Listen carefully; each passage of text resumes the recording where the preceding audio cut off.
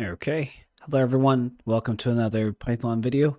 In this question, we're going to be writing a function that counts the consonants in a word, but we're going to do something interesting as well. We're going to be using the predetermined values of an argument for a function, so that if we can set it to false, then we can set it so that the function actually calculates the number of vowels instead of consonants. So here we go. Our solution is going to be working as follows. So it's our follows. Solution plan right here. Number one, look through each individual characters of a string. If it is an alphabetical character and a consonant, increase a counter and return the value. So it's very simple. We're going to write that first without any, we're going to be adding the 3b extended part later on. So we're going to say this is a consonant counter.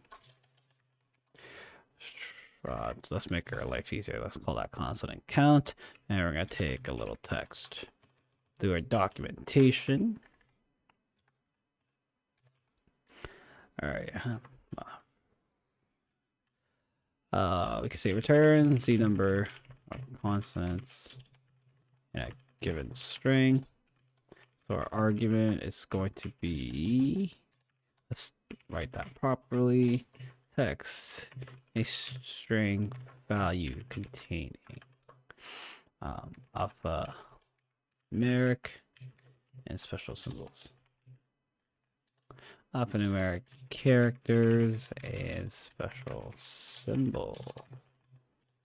All right, our return is going to be an integer, a total count of all consonants in text. Okay, so that's what we want to do. All right, so we're going to have a counter set to 0. This will total up all the consonants. Okay, and our goal is to increase this counter as we find consonants. So here we go. We're going to say for character found in our text. Okay, we can say if character, right? We're going to use the method that we learned prior called isAlpha. Okay. And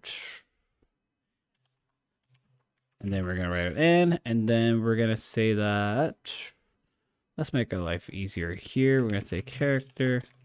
We're going to update that to character is low.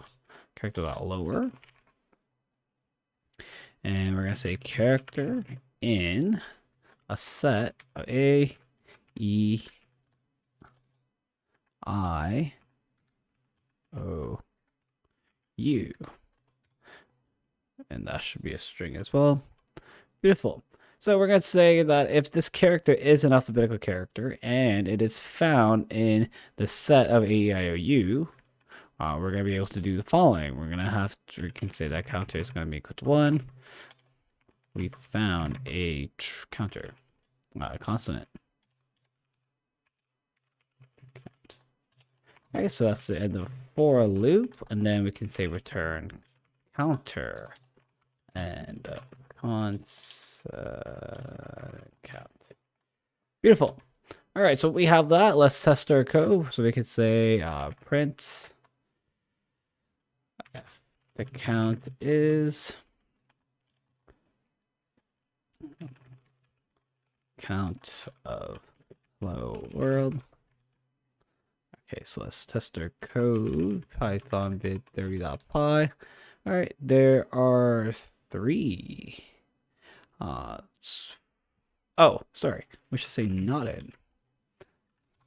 Oh, there's 7. Okay, so I actually did a vowel counter, but it should be not in. We're checking that this character is not in our set of vowels. So we're going to say HLL WRLD.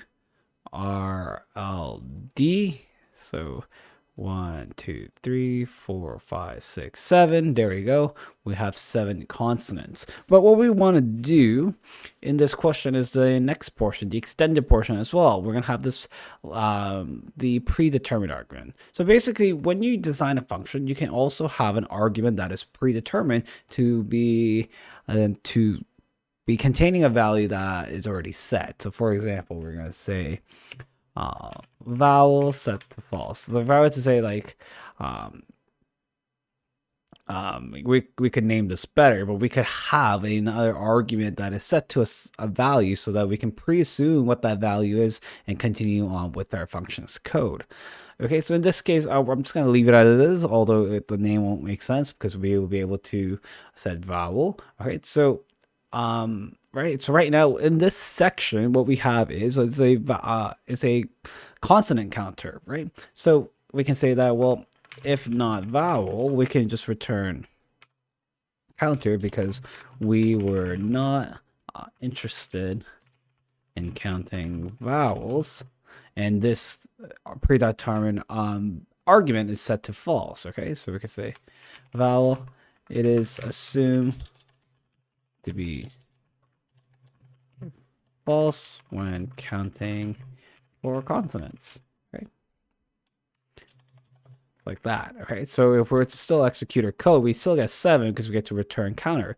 But if, like, for example, if I were to say that and just give a value of true, my second output is going to have nothing. There is nothing returned. So this function did not return anything if vowel is set to true, because we didn't write a condition to handle that. Okay, so we're going to do the following. We're going to just say else. Well, that means they wanted the vowels to be counted. So we can say, well, return is very simple. We have our counter set. We counted all the consonants.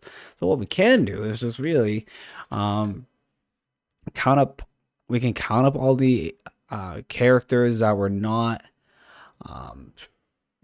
what's it called, that were not consonants, and subtract it from the length. But because we can also have these spaces and special characters, what we have to do is actually just do the reverse. So we can say for characters, you can copy this and just put that all in there,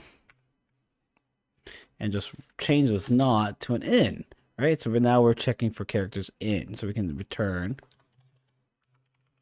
counter like that.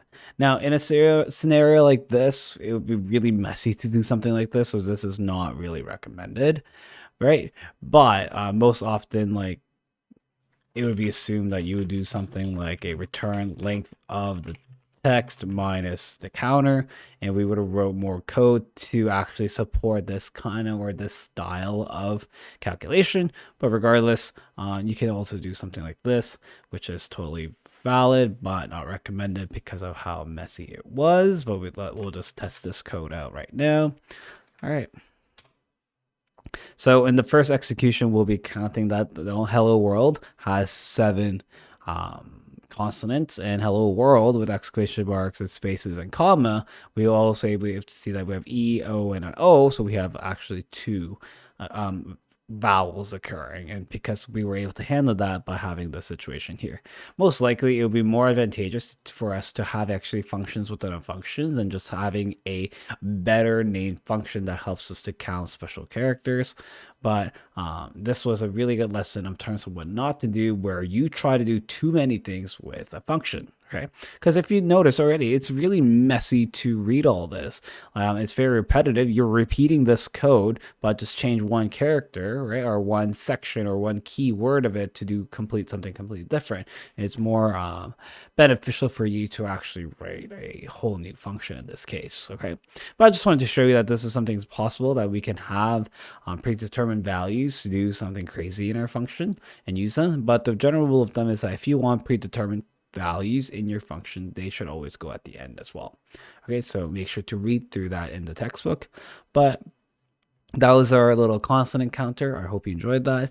And as always, thank you for watching, and stay classy.